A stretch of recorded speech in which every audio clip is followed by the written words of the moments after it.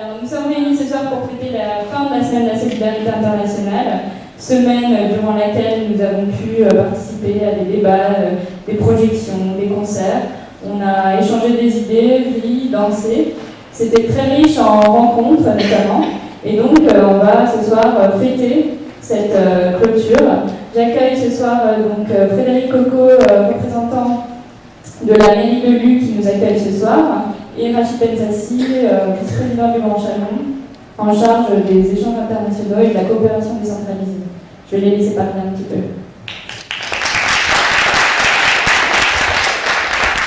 Bonsoir à tous, bienvenue dans cette salle polyvalente à Lue. Je suis assez content qu'on ait pu trouver un créneau pour accueillir cette manifestation. Je représente ce soir Denis Evrard qui est engagé sur une autre manif et qui n'a pas pu être là aujourd'hui. La solidarité, c'est quelque chose de bien compliqué à défendre et bien compliqué à mettre en œuvre, surtout lorsqu'on prend tous les aspects. On essaie bien au niveau de notre commune de s'y engager par des actions qui sont souvent très administratives, avec des débats très politiques, mais lorsqu'il faut toucher le concret, une fois passé le discours, c'est beaucoup moins évident.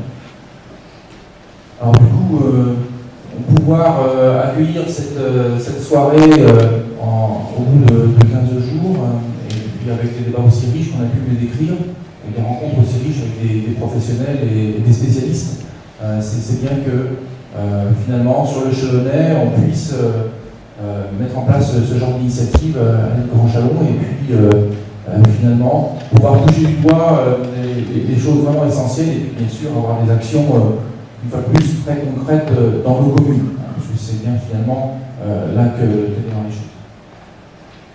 Qu'est-ce que je peux dire de plus, si ce n'est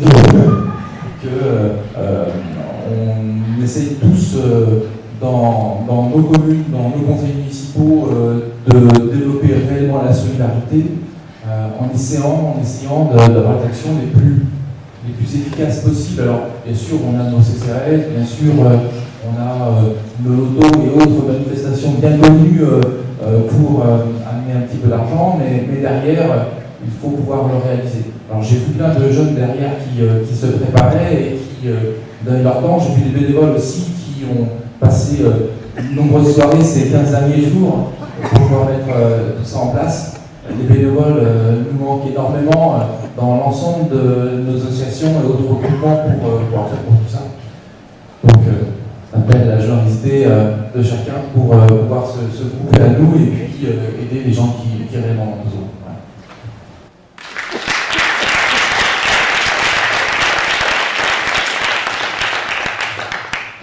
Merci, chers collègues, de nous accueillir à Lue. Je vous disais tout à l'heure que Lue est devenue est repérée comme une commune où les bonnes initiatives et puis tout ce qui est engagement citoyen, la salle ou bien la mairie, puis tout ce que les associations leur demandent, ils ont toujours dit oui dans la mesure du possible.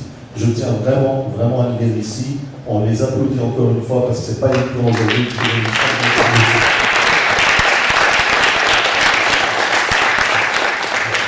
Alors, bien évidemment, je ne vais pas citer toute la liste de tous ceux qui ont organisé cette quinzaine, ça s'appelle la semaine, mais en réalité c'est 15 jours, Solidarité internationale. Je laisserai le soin peut-être aux organisateurs tout à l'heure de lire, donc les membres du collectif, une vingtaine d'associations avec beaucoup de partenaires cette année. D'année en année, donc cette manifestation prend de l'ampleur. La preuve, le fait que vous soyez là ce soir. Il y a eu donc pas mal d'autres opérations durant ces derniers 15 jours. Ça allait de la musique, le théâtre, des conférences débats, aussi des manifestations aussi innovantes. Hier même, je participais donc à la Mondragore pour les soirées lecture. Donc ça touche beaucoup de gens et c'est l'objectif. Pour dire que la solidarité, c'est pas l'affaire de quelques associations qui portent ce nom, c'est l'affaire de tout le monde. Et si on vit aujourd'hui cette situation un peu morose, j'ai envie de dire, où il y a beaucoup de difficultés, où le doute s'installe par rapport à nos politiques, entre parenthèses, gouvernementales, européennes, internationales, c'est que tout simplement parce qu'on a oublié de mettre l'homme au centre. Tout ce développement, tout ce combat doit servir l'homme là où il est. Je pense que ce soir, ce qui se passe à lui avec grâce donc aux jeunes qui vont passer, c'est aussi un message d'espoir et de solidarité pour l'ensemble de l'humanité. Quand on voit aujourd'hui tous les conflits malheureusement dans le monde, c'est vrai qu'on a les médias qui ont tendance à montrer tout ce qui ne va pas. Mais si on montre juste pendant 2 minutes ce qui va bien, et ce bel élan de solidarité, je pense qu'on reprendra espoir. Nous, on est là pour vous le dire. Donc c'est pour ça que j'aimerais qu'on dédie cette soirée à 3 personnes. Donc il s'agit de 2 jeunes, Di Stefano et Lies, 2 jeunes qui sont que le gouvernement et la politique de Nicolas Sarkozy aujourd'hui, qui consiste justement à renfermer ce pays, ce beau pays, sur lui-même. On dit non à cette politique. Les gens qui ont la volonté de s'installer chez nous et qui respectent nos lois et qui sont épris d'esprit de l'égalité, de la justice et de la paix, eh bien on veut de cette richesse-là aujourd'hui. On ne veut pas qu'on soit désigné de doigt. Aujourd'hui, à travers mes missions un peu partout en Afrique, donc j'ai l'honneur en effet de représenter le Grand Chalon et les Grands Chalonnais sur ces questions-là, je peux vous dire que les 10 dernières années, malheureusement, l'image de la France se dégrade, pas à cause de vous et nous, mais à cause de cette politique qui consiste à aller en Libye, de dire ouais, vive la liberté, allez-y, battez-vous, et ici en France, on va arracher des enfants à leur famille, tout simplement parce qu'ils n'ont pas le papier qu'il faut. Donc nous, on le dénonce ça et de façon ferme, et nos politiques aujourd'hui le soutiennent. Et le 3e personne à qui j'ai envie de rendre hommage, eh ben, il s'agit d'un photographe, Jibril So, donc qui malheureusement n'a pas pu venir à cause de ces histoires de visa. Et c'est lui pour identifier que grâce donc, à l'association Cédani et Valérie Puzol qui sont là, c'est ces photos qui représentent justement les plaquettes de la Sainte Solidarité Internationale. Donc tout ce qu'on fait, et ben, justement l'objectif c'est pour permettre aux hommes avec un grand H de se déplacer en dignité et liberté. Personne ne veut quitter son pays, personne ne veut quitter sa famille. Mais si les gens le font, c'est qu'il y a bien des raisons derrière. Alors nous, en tant que pays d'accueil, qui s'est construit à travers les années à travers les siècles de lumière, et qu'on essaie de propager cette belle idée qui est la liberté, l'égalité, la fraternité, et je rajouterai la solidarité, eh bien il faut qu'on le défende. Et c'est ce qu'ils font ces collectifs, il faut les soutenir partout. Et nous, en tant que politique, si on ne met pas ça dans nos discours, dans nos actes, dans nos finances, eh bien ça ne sert pas à grand chose. Vous allez dire que c'est langue de bois. Ce n'est pas la langue de bois, moi je suis là pour soutenir tout ça. Donc je tiens vraiment à vous remercier tous. Voilà. Et vive la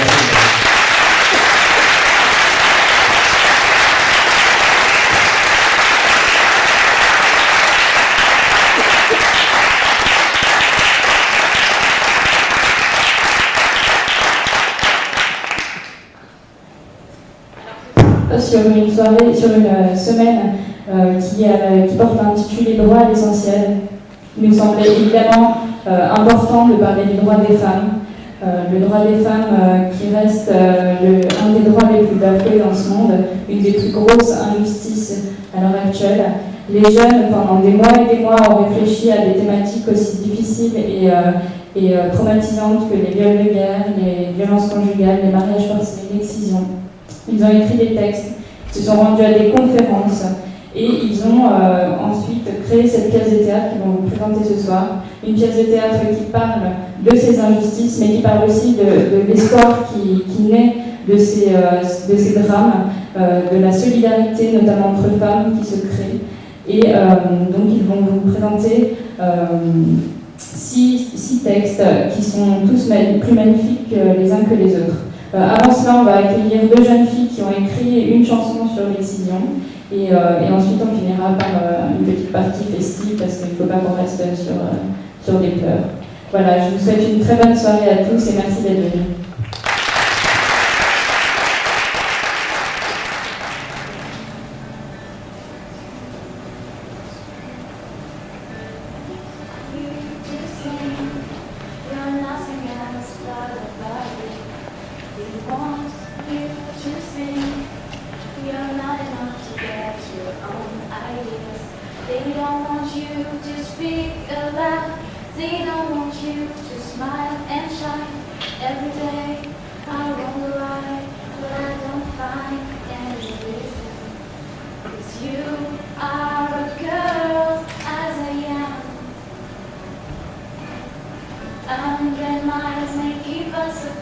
But we are the same, you same lights. You are the right for a wonderful life.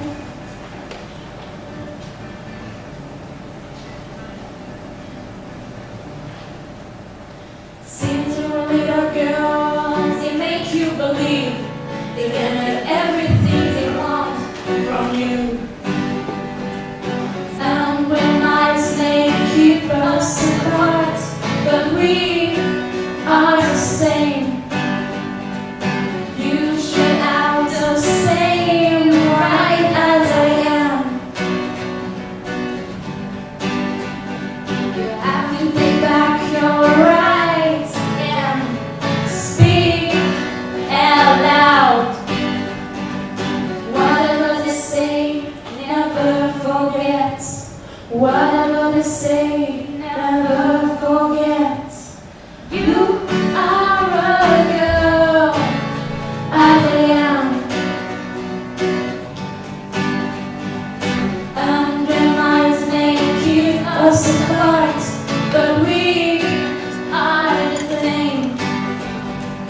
You should out the same, right as I am. You have to take back your rights here and speak out loud. Stand with me and tell to the world what they do. Stand with me and fight for something new.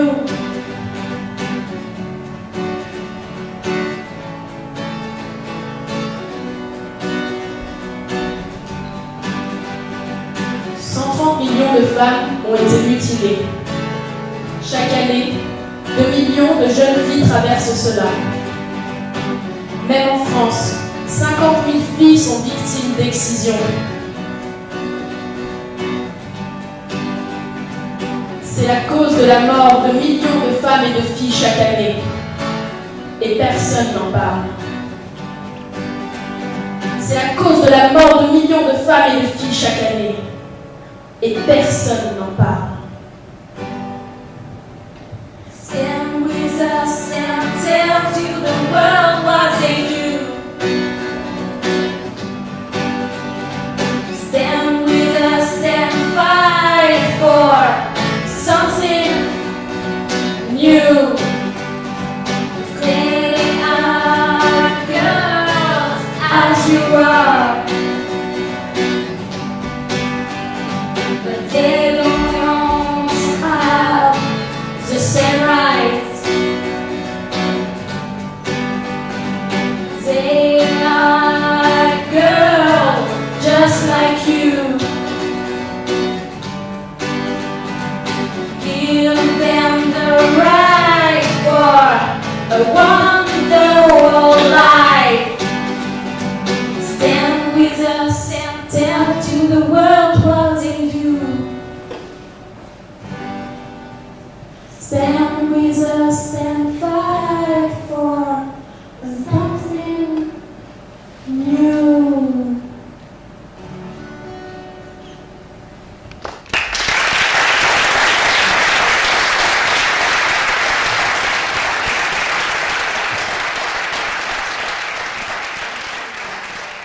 Je vis dans un village situé sur l'île de Panay,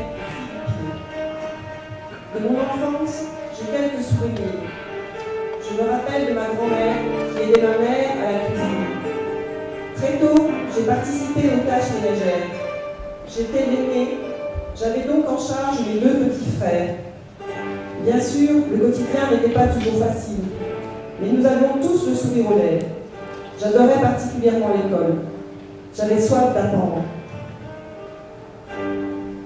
Mais un matin, alors que je faisais seule quelques courses pour la famille, 2 hommes se sont jetés sur moi et m'ont emporté sur leur dos. Ils m'ont vendu à un bordel. Je me suis retrouvée dans une grande ville, séquestrée avec d'autres jeunes filles. J'avais 11 ans et j'avais peur. On m'a déshabillée, on m'a enfermée avec un homme, mais je me suis débattue et j'ai hurlé. Alors on m'a frappé, une fois, puis deux, puis trois. Je pensais qu'ils allaient me tuer. Je me disais qu'il valait mieux mourir plutôt que de vivre ainsi. Ils ont décidé de me droguer pour que je sois plus coopérative. 2 ans de ma vie se sont écoulés ainsi. J'ai réussi à m'enfuir en sautant du balcon de la pièce où on m'avait enfermée. J'étais moins surveillée car considérée comme docile. Mais en réalité, je ne voulais plus couvrir le dos. Je ne pouvais plus ainsi et survivre. Je voulais vivre. Oh, je savais bien que je prenais des risques, mais j'étais prête à tout trouver ma liberté. Je n'avais rien à perdre. Alors, après avoir couru longtemps à travers la vie, épuisée, je me suis écroulée en pleurs sur le trottoir. Une jeune femme s'est approchée de moi et m'a parlé gentiment. Elle ne me connaissait pas, mais elle avait tout compris. Et pour cause, elle avait vécu la même chose. Elle m'a parlé d'une association qui l'avait soutenue et qui lui avait permis de s'en sortir. C'est ainsi que j'ai été recueillie par l'association Caméléon. Quand je suis arrivée au centre de l'association, j'étais honteuse et je me sentais coupable de ce qui m'était arrivé. J'ai rencontré d'autres jeunes filles, elles aussi avaient un lourd passé. Elles aussi savaient ce que le viol signifiait. Pour certaines, c'était même l'inceste qu'elles avaient vécu. Pour la première fois, j'ai pu parler et j'ai été écoutée.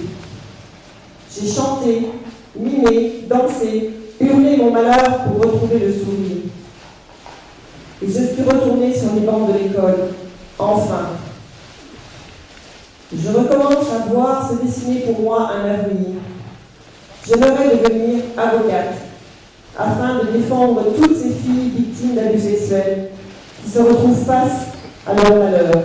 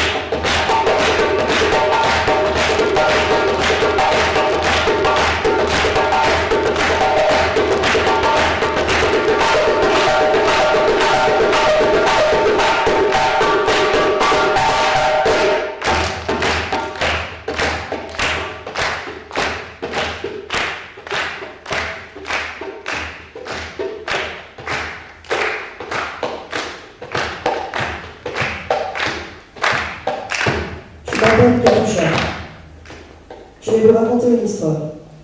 Mon histoire. Elle se déroule en Somalie, au cœur du désert, il y a de cela quelques années.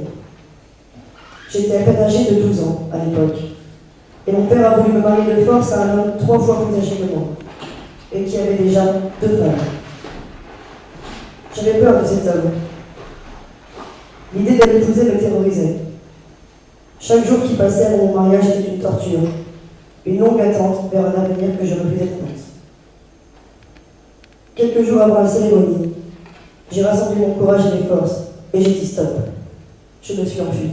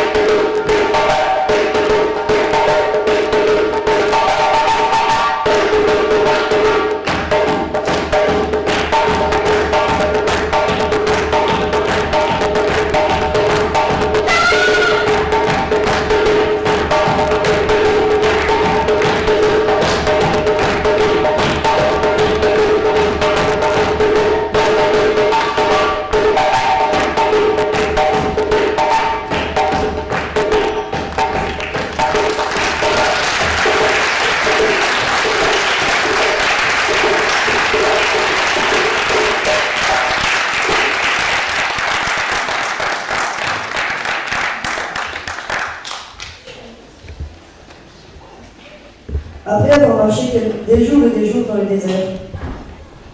J'ai réussi enfin à regagner une ville où une femme de mon ethnie avait créé un centre d'accueil pour les jeunes filles comme moi qui avaient fui le foyer afin d'échapper à leurs futurs époux. Cette vieille femme m'a recueilli. Je lui ai raconté mon histoire et elle m'a aidé. Grâce à elle, je suis allée à l'école et j'ai appris un métier.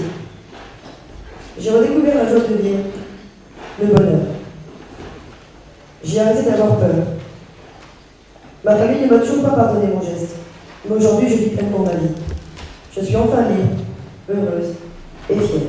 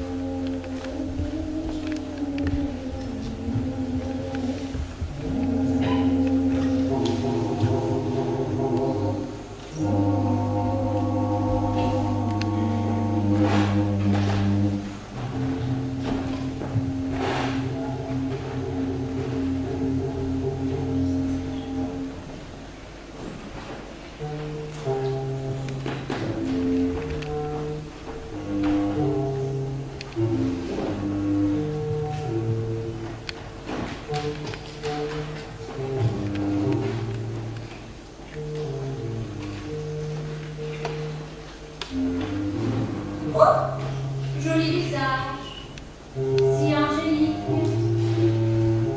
Votre maman vous a bien fait endormir. Vous êtes la plus belle. Que fleurisse l'herbe où vous passez. Que fleurisse l'herbe, les roses et les épis.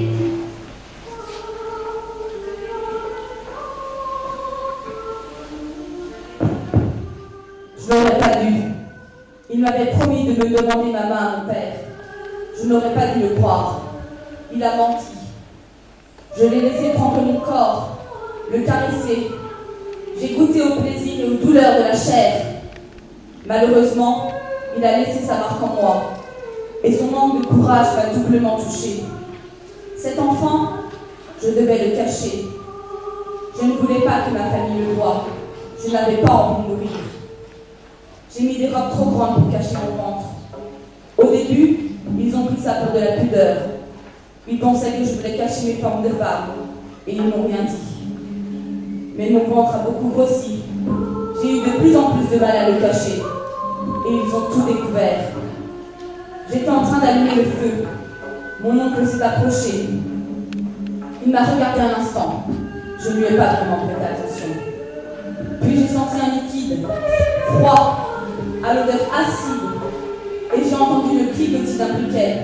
J'ai hurlé, et le feu s'est emparé de mon corps. J'ai entendu mon oncle hurler que j'avais déshonoré la famille, mais déjà je courais à travers le village. La place apparut devant moi avec la fontaine, et je plongeais dedans, étouffant le feu. 2 femmes m'aidèrent et m'emmenèrent à l'hôpital le plus proche. 1 heure de route, de bosses, de chaos et de douleur. J'étais entièrement brûlée. Je détestais l'enfant dans mon ventre, celui qui avait causé le déshonneur de ma famille. Je me sentais sale. Les 2 femmes, mes sauveuses, me parlaient. Je ne les comprenais pas. Mon corps n'était plus douleur. Une nuit, mon enfant est sorti. J'ai eu de nombreuses greffes. On m'a transférée en France. Désormais, je reconstruis très lentement ma vie. Ma peau est encore très fragile. Je n'ai aucune nouvelle de mes parents. Cela dit, je vis libre dans ce nouveau pays. J'ai reconstruit une famille. Je garde toujours contact avec mes sauveuses. Je suis aidée, écoutée, soignée.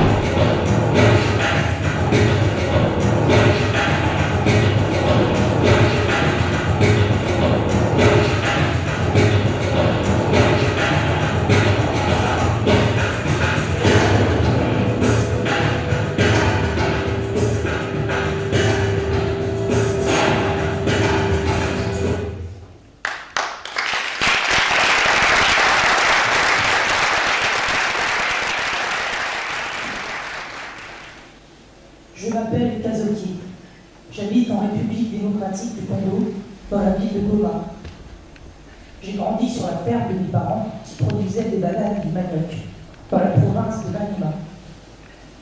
Mon village a toujours vécu dans la crainte des pillages, des viols et des massacres. Là-bas, le courage était nécessaire pour vivre. Nous le puisions dans le soutien et l'amour collectif. Mais cela ne nous protégea pas de la milice autour qui traînait dans la région. Pour moi, la vie bascula le 9 juillet 2002. J'étais partie travailler seule dans le champ d'un voisin. Ma mère devait me rejoindre plus tard. J'entendis du bruit. D'autres seraient venus pour m'aider. Non, je l'aurais su. J'ai essayé de faire abstraction. Il persistait. Peut-être un animal. Non, il se serait sauvé. Ils étaient là, dans la brousse. Je devais fuir. C'était trop tard. Trois membres de la milice en trou, armés jusqu'aux dents. Moi, ça. Il y en avait deux qui paraissaient avoir la cinquantaine. Et l'autre, beaucoup plus jeune, mon âge peut-être. L'un des plus vieux me força à m'allonger. Ils ne cessèrent de répéter « Si tu cries, on te tue ». Je ne pouvais pas crier. J'étais tétanisée. Puis, ils me frappèrent afin que je sois paralysée de douleur. Et chacun d'eux me violait. Je serrais les dents, la main le regard continuel me dégoûtait. Et ils repartirent comme ils étaient arrivés, me laissant seule. À ce moment-là, plus rien n'existait. Pour moi, seule la douleur m'envahissait, mais plus rien n'avait d'importance. Si j'avais eu la force et les moyens, je me serais tuée. Le paysage s'effaçait, mes yeux se fermaient petit à petit. Inconscience. Quand je me suis réveillée, je regardais les murs qui m'étaient familiers. J'étais chez moi, ma mère était ici. J'entendais sa respiration. Elle me pensait. L'odeur, mon odeur me répugnait. Je ne pouvais toujours pas me lever. J'avais seulement 14 ans. Ma famille, dépourvue de tout moyen, appela un représentant de l'hôpital El Africa, qui me fit évacuer sous leur frais dans leur établissement à Goma. Là-bas, on me soigna, on m'écouta. À la fin de mon hospitalisation, on me mit en contact avec Action Aide Internationale, une organisation qui se charge de trouver un travail pour les femmes victimes de viol.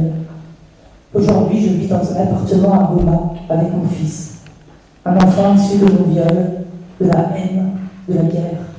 Être qui restera un enfant, victime innocente du monde qui l'entoure, un enfant que j'aime et qui est le symbole d'espoir.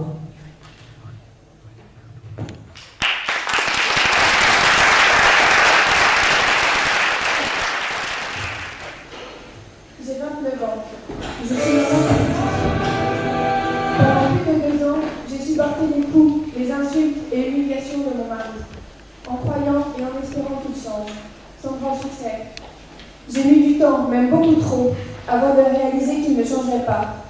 Lorsque j'ai rencontré mon mari, je suis tombée follement amoureuse de lui. Je pensais alors que nous allions vivre un véritable conte de fées. Cela a été le cas, brièvement, jusqu'à ce que tout commence à changer. J'ai ignoré les premières humiliations et manipulations. Je refusais de croire à ce qui se passait.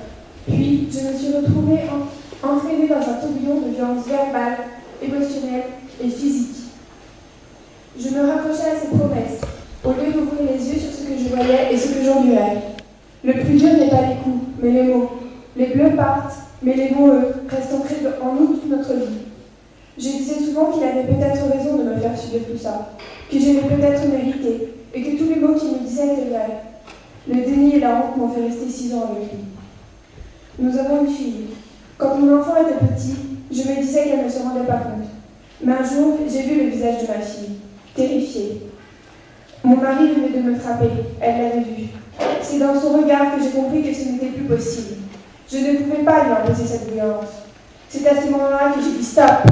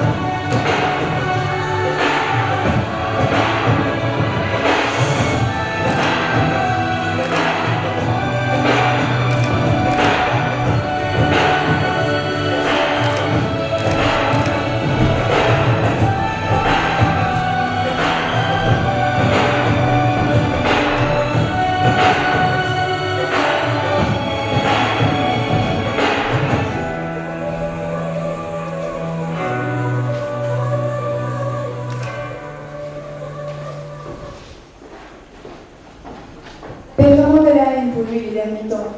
Je n'avais plus envie de lui parler. Il y avait comme un mur entre nous. Quand j'ai pris la voiture pour venir au refuge, ma fille et moi avons ressenti du soulagement, un sentiment de sécurité. Nous avons été très bien accueillis. Au début, je ne me sentais pas à l'aise du tout. J'ai réalisé que j'avais quitté ma maison et que je privais mon enfant de confort. Puis, avec le temps, cette pensée a disparu. Les femmes m'ont proposé de m'aider dans les démarches. Petit à petit, j'ai surmonté ma peur. Je me suis remis à lire et ma fille jouait, souriait. Je me suis sentie tellement bien dans ce refuge que je voulais y rester. Durant mon séjour là-bas, j'ai repris confiance en moi. J'ai exprimé ma personnalité. Puis le jour est venu où j'ai dû prendre ma vie en main. J'ai trouvé une belle petite maison. Je suis toujours en contact avec des femmes qui étaient hébergées en même temps que moi. Je passe souvent au refuge pour voir s'ils ont besoin de mon aide, car je souhaite rendre ce qui m'a été offert. Aujourd'hui, je revis enfin. Grâce à lui, je suis devenue forte. Grâce à lui, j'aurai le courage de me battre tout au long de ma vie. Quand l'amour devient aide. C'est mon histoire.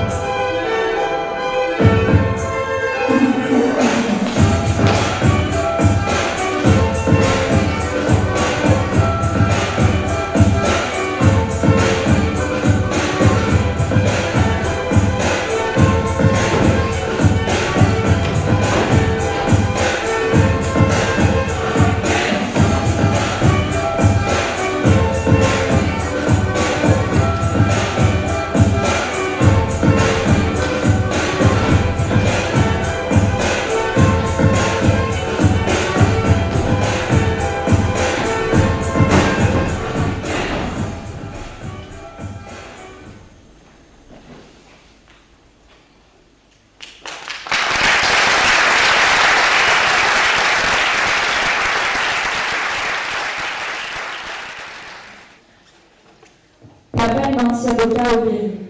Mon nom veut dire bénédiction. J'ai 35 ans. Je vis dans un petit village près de la rivière Mara. J'ai 4 enfants, dont 2 filles. Mon mari est pasteur. C'est un homme respecté dans le village. J'ai une bonne situation. Et pourtant, j'ai peur aujourd'hui.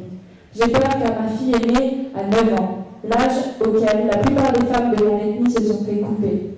J'ai moi-même vécu cette mutilation. Je sais combien la souffrance ressentie peut être grande. Et je sais que celle-ci ne cesse jamais réellement. Je sais aussi à quel point on peut se sentir délaissé quand personne ne réagit au moment où les ciseleuses vous ouvrent les jambes pour vous infliger les douleurs les plus atroces. Je ne veux pas que ma fille subisse ça à son tour. Mais pourtant, ai-je vraiment le choix? Mon mari ne veut rien entendre. Il veut que mes filles soient excisées. Et de toute façon, si mon enfant n'en passe pas par là, elle sera rejetée par l'ensemble des siens. Elle ne sera jamais femme, n'aura donc jamais de mari. Comment survivra-t-elle alors? Je ne sais pas quoi faire, je suis perdue. L'excision se pratique de génération en génération dans mon village. Ma mère m'a elle-même imposée. Et pourtant, aujourd'hui, au nom de ma fille, je vais dire stop.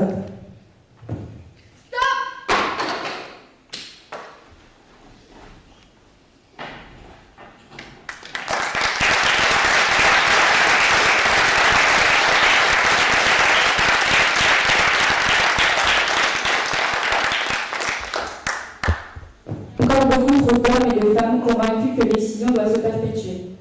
Avec d'autres femmes, nous avons décidé d'agir, de sensibiliser les communautés des différents villages de la région, en commençant par mon village.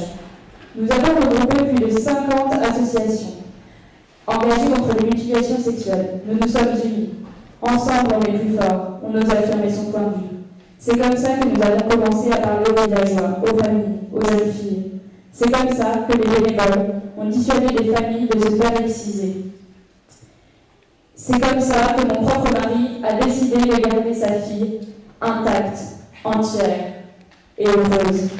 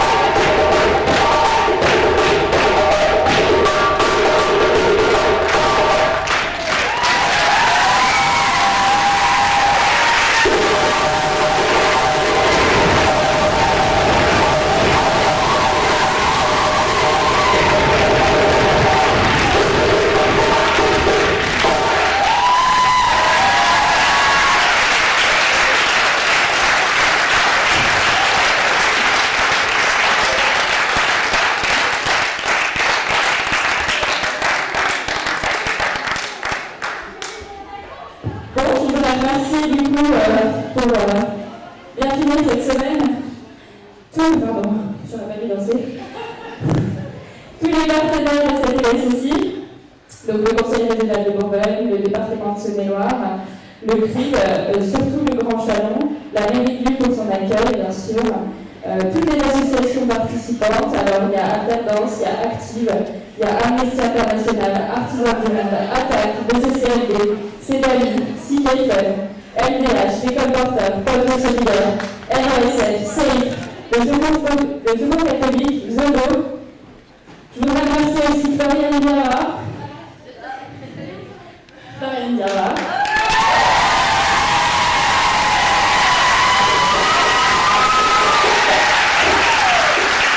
Et Julie Durand qui se cache, mais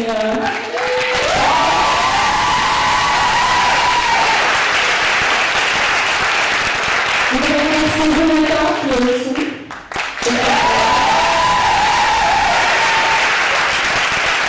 Merci à tous les artistes qui vont passer ensuite, donc la Zophoras Parade et Bongo qui va faire un numéro de cirque.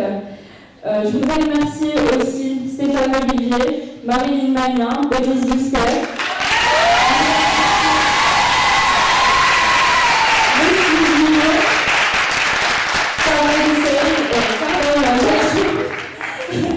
Emma Save, Pascal pour la buvette, je lui devais bien ça. Merci pour le repas. Je voudrais surtout, et vraiment du plus profond du cœur, Étienne et Mathieu pour la vidéo.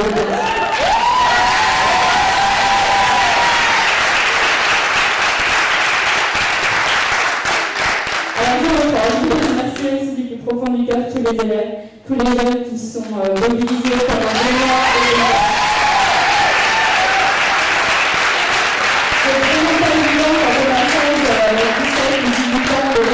Des thématiques aussi violentes. Je voudrais vraiment saluer leur courage et aussi leur créativité parce que je trouve que ce spectacle est magnifique. Je pense qu'on va l'exporter aussi au Burkina peut-être. Je voudrais dédier cette soirée au final à une dame qu'on connaît peut-être pas très bien, enfin, qui est décédée il y a maintenant quelques centaines d'années en fait, qui s'appelle Selma Mathieu et qui est en fait une figure du féminisme aux USA. C'est une esclave affranchie qui a milité pendant des années pour le droit des femmes, qui a participé à l'évolution du statut de la femme dans le monde. Et on fête aujourd'hui même en fait son 128e anniversaire. Voilà, je voudrais lui dédier cette soirée. Et je voudrais que tous ces jeunes puissent continuer dans cette voie.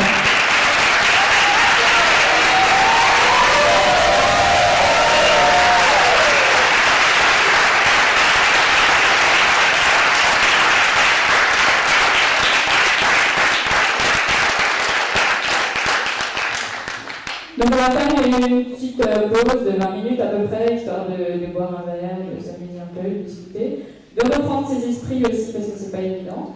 Et puis ensuite on place à la fête. Voilà. Bonne fin de soirée, à tout à l'heure.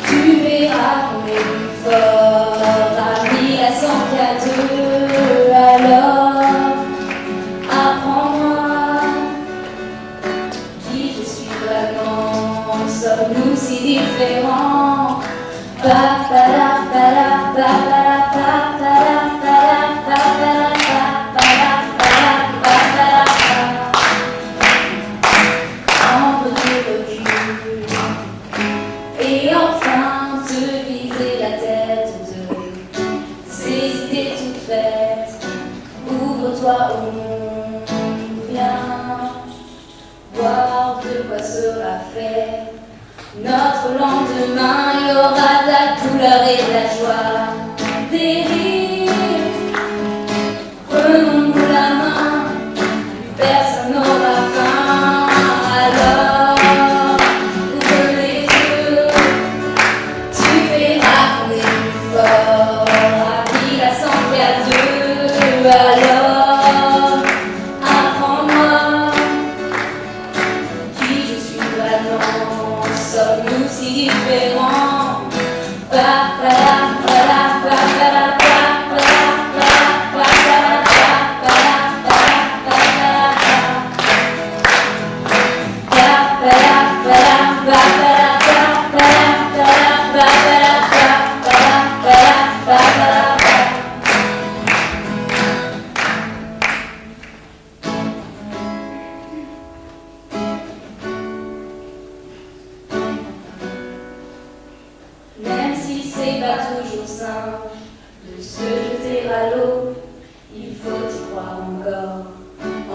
monde nouveau, même si c'est pas tous les jours simple.